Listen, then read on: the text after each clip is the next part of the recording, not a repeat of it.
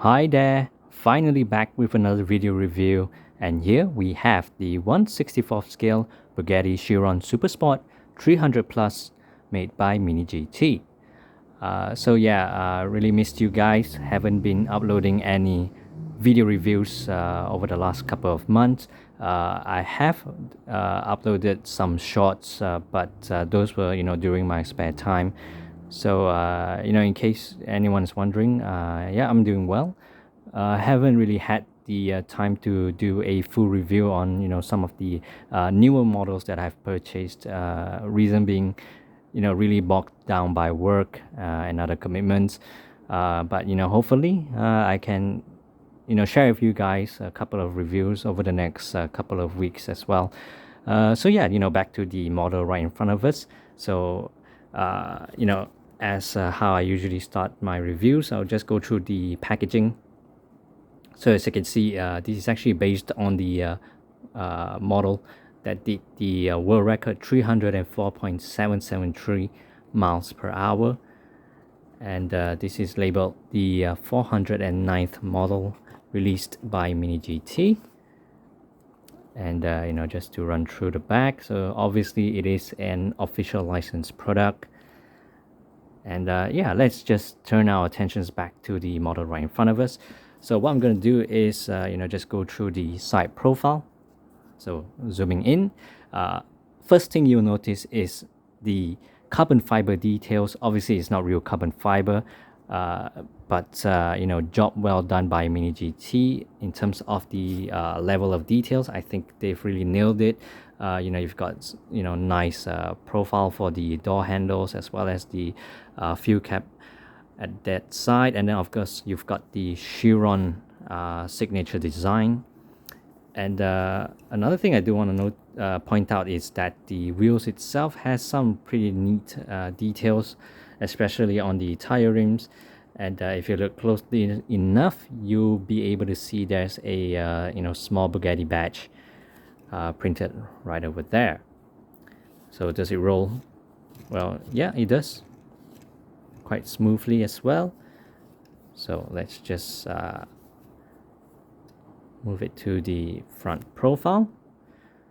So as you can see, it's got the headlamps, but I do want to point out that unfortunately it's not a plastic, not a separate plastic part that they've mounted onto the body. It's actually painted on, for each of these 4 bubbles on either side.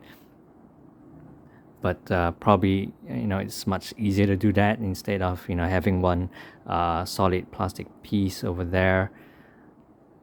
But I would have appreciated if Mini GT could have put in a little bit of effort there.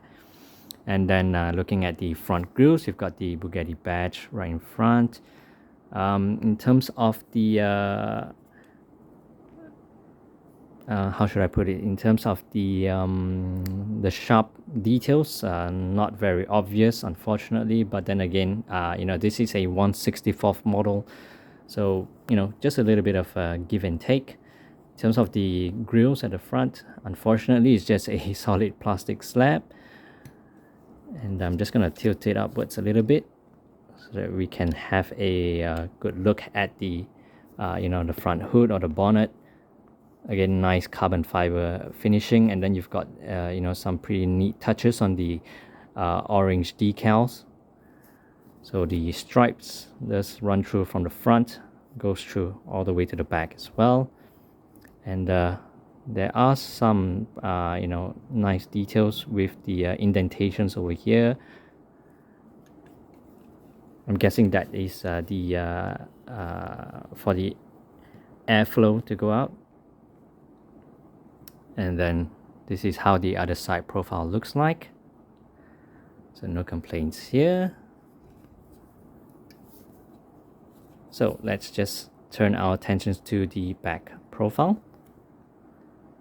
So on the back, you've got a solid tail lamp, and then this one is for the straight line. This is just painted on, but the plastic inserts at the back there, for these 2 side tail lamps, details are okay. And then you've got the diffuser as well as the exhaust. Unfortunately, the details not that impressive in my opinion. And just tilting it upwards like so. So you can see, the marking over here is to represent the spoiler, but obviously we can't, deploy the spoilers. This is obviously a small scale model, so you won't be able to get those kind of features like what you'd get on a Maestro or Burago 118 scale model. Yeah, I think I want to show you guys, in terms of the fin right up here. Yeah, as you can see, it's actually not even connected to the body. As you can see, when I press it down, it's actually kind of loose. So you've got to be very careful with this part over here. With the the Maestro or Burago version for the 118, of course, that's really connected very well to the roof. But with this Mini GT one, it's not, unfortunately, it's not fixed properly. I'm not sure if this is a design flaw. And then yeah, just clearing up some dust over there. And as you can see, in terms of the rear window, nice details, it's very clear. So let's just focus on the top profile.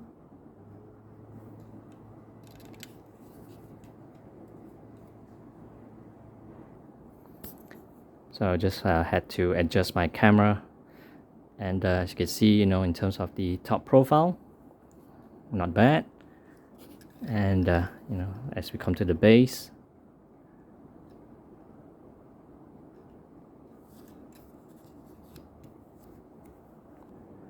well, just before I end the video, I just want to share a so-called side-by-side or top and bottom comparison with this Bugatti Divo made by Time Micro in collaboration with Burago.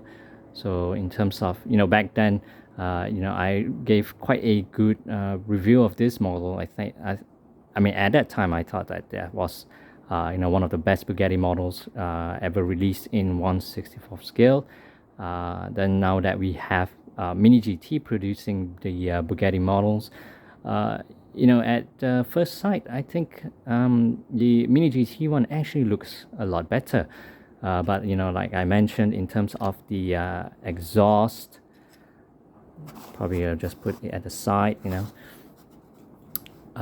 Yeah, I mean, looking at the Time Micro and Burago version, obviously it's not a like-for-like comparison, but what I'm making the judgment is based on the attention to detail. So I thought that I guess I still think that the Time Micro and Burago one is still much better. And then with the fin, the one that I mentioned at the top, of course, the Divo has a more solid lining compared to the Mini GT one, which is very fine. But at least this one feels a lot sturdier, whereas this one, unfortunately, it is a little bit loose. Well then, overall, I think Mini GT has done a pretty okay job with this Bugatti Chiron Super Sport. But of course, I would like to see there are room for improvement. Hopefully with the coming models, we'll be able to see that from Mini GT. Well, I guess that's all for now. Thanks for watching.